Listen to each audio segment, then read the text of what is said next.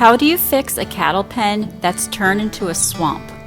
And a feeding system that's been quietly wasting hay for months?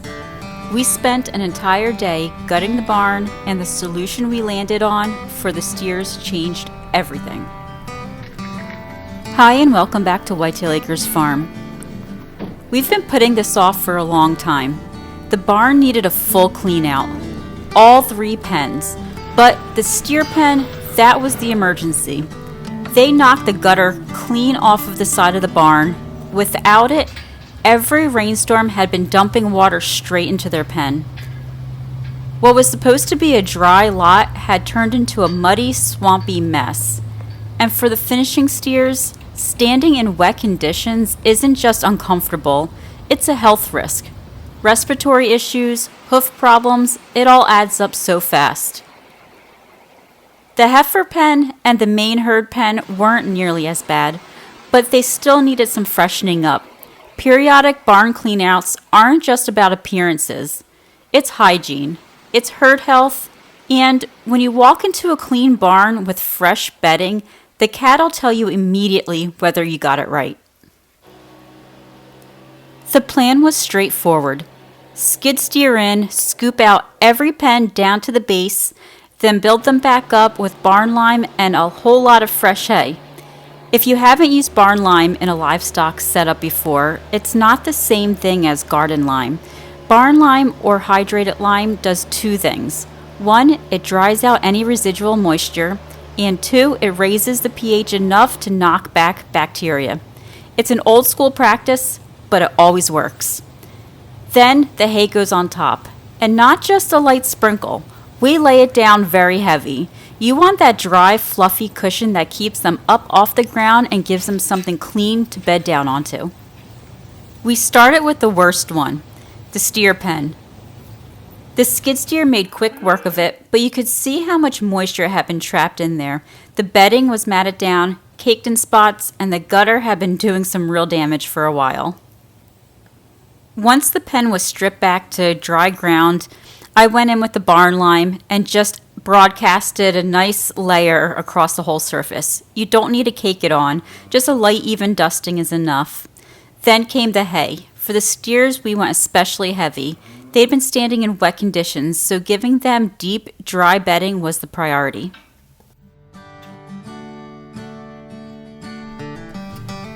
The heifer pen was more of a refresh than a rescue.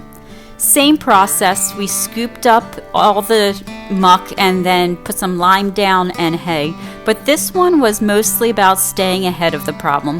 The heifers are curious, of course, and every time the skid steer moved, they had to come investigate. It's one of those things that reminds you, cattle notice everything. They know when you're working on the space, and they absolutely have opinions about it.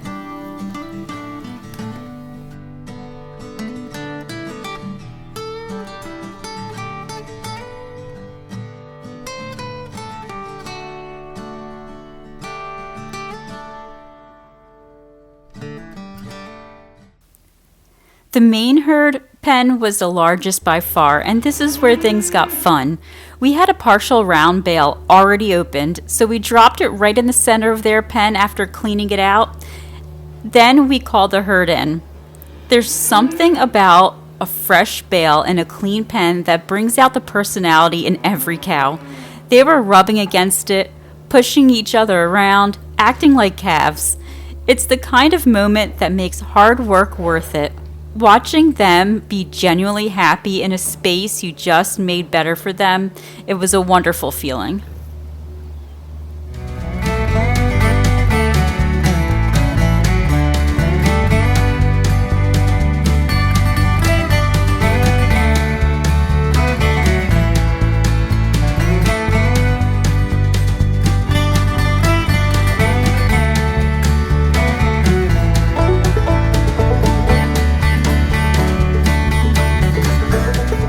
Now, before we celebrate, there was still one thing that had been bothering us for weeks, the steer feeding situation.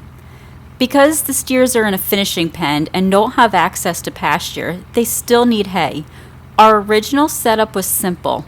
Park a full round bale outside their pen gate so they could reach through the bars and eat whenever they wanted. The idea was that it would be low waste and low effort. It was neither. Here's the thing about round bales and steers. If they don't eat through it fast enough, you lose a lot of hay to mold.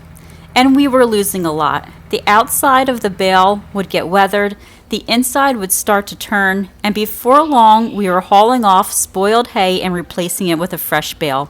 That's not just wasteful, it's expensive and frustrating. So we admitted the setup wasn't working and started looking for something better. The solution? A 10-foot feeding trough, simple, heavy duty, and sized perfectly to sit right in front of that pen gate. Now, instead of putting a whole bale out, we keep a fresh bale inside the livestock barn, out of the weather, and each time we're out there, we grab some handfuls or some forkfuls and fill that trough. It's just enough to keep them satisfied without piling up all the waste. They eat what they need to, the hay stays dry inside the barn, and we're not throwing away half of a bale every few weeks.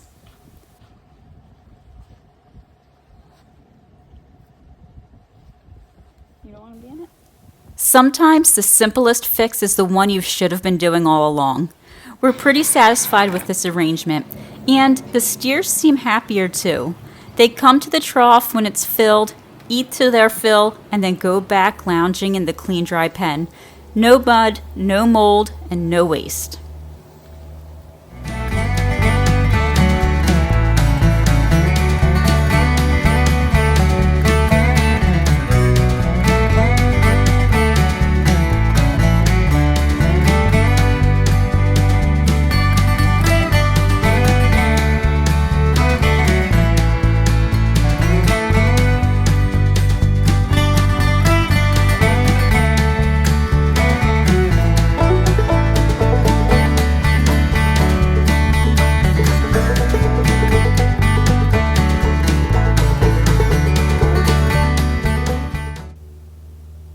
It was a long day, but a productive and successful one. The barn is clean, the cattle are clearly happy, and we finally solved that steer feeding headache. It's one of those farm projects that doesn't make for flashy content, but it's the kind of work that keeps everything running smoothly. Clean pens, dry bedding, and a feeding system that doesn't waste hay. Sometimes that's the win that you need.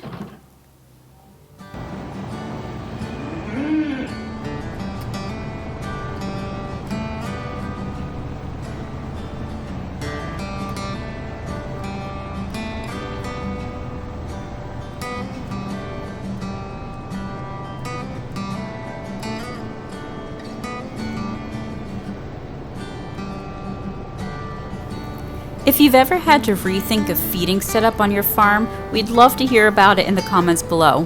What works for you? Don't forget to subscribe to our channel for more homesteading and farm adventures.